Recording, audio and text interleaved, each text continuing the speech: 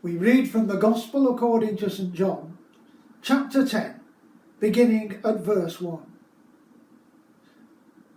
Jesus said, "Very truly I tell you, Pharisees, anyone who does not enter the sheep pen by the gate, but climbs in by some other way, is a thief and a robber.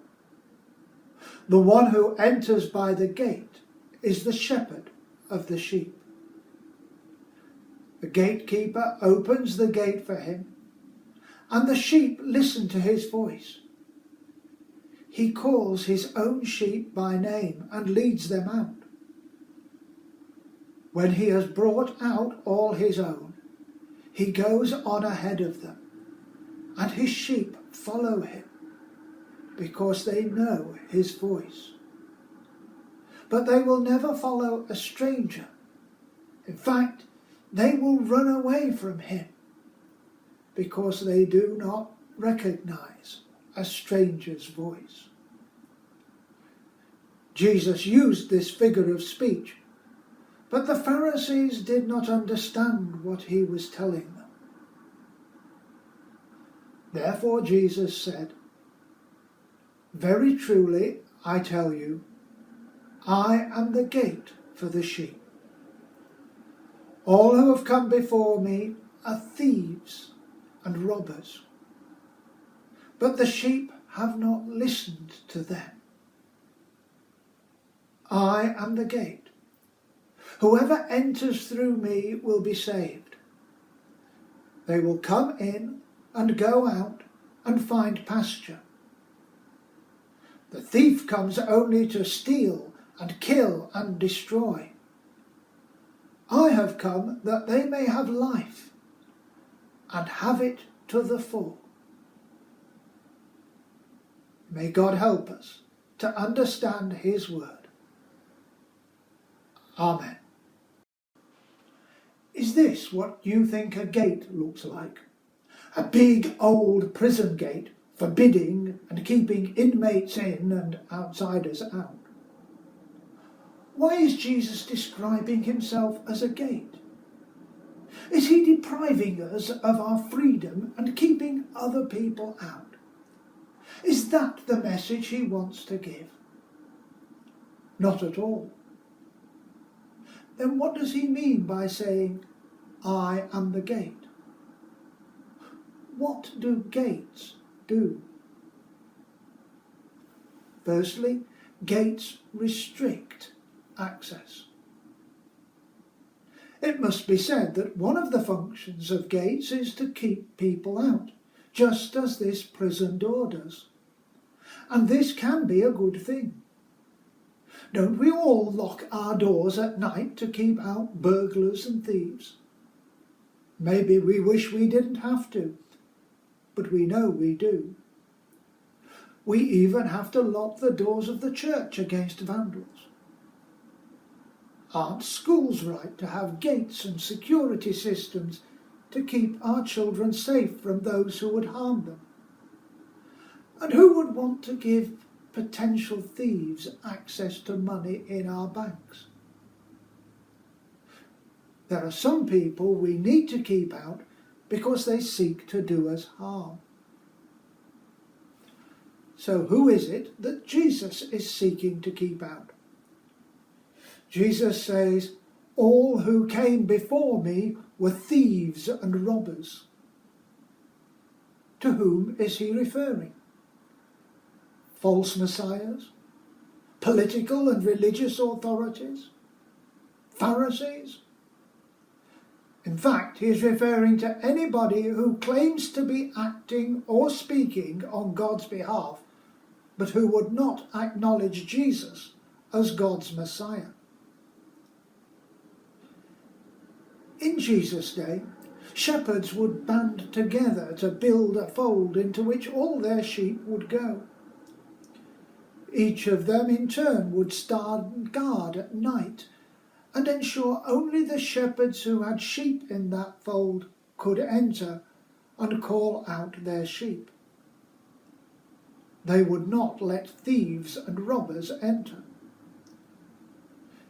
Jesus promises to stand watch over us and to ensure those of evil intent do not gain access. But who might they be? False teachers who might lead us away from Jesus? Leaders with a popular message who are merely seeking to use us as a means of enhancing their own reputation or earning them money? Spiritual forces of evil, perhaps. Probably all of these, and maybe some others too. To all who would endanger or harm us, Jesus prevents access. Only those who seek to do harm to the flock are kept out. One might think this just means rustlers or false shepherds. But Jesus and his hearers would have known well the passage in Ezekiel chapter 34, where God's people are likened to sheep, and God to their shepherd.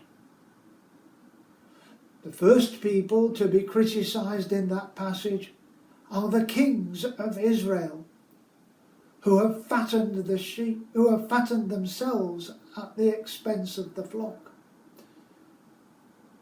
But the prophet then goes on to inveigh against fat sheep, who shove thin sheep out of the way to steal their food. It is not just the leaders, but also some of the followers, the ordinary sheep, who can harm the flock by their selfish behaviour, making sure their own needs are met, even if that is at the expense of others.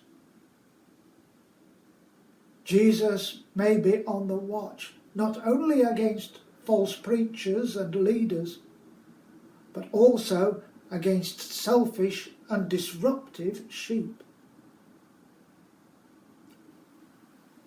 But secondly, gates allow access.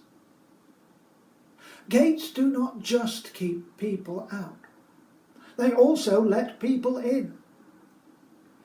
Jesus allows access to his sheep. This might seem restrictive, but in verse 16 of our chapter, Jesus says, "I have other sheep who are not of this sheep pen. I must bring them also. They too will listen to my voice, and there shall be one flock and one shepherd."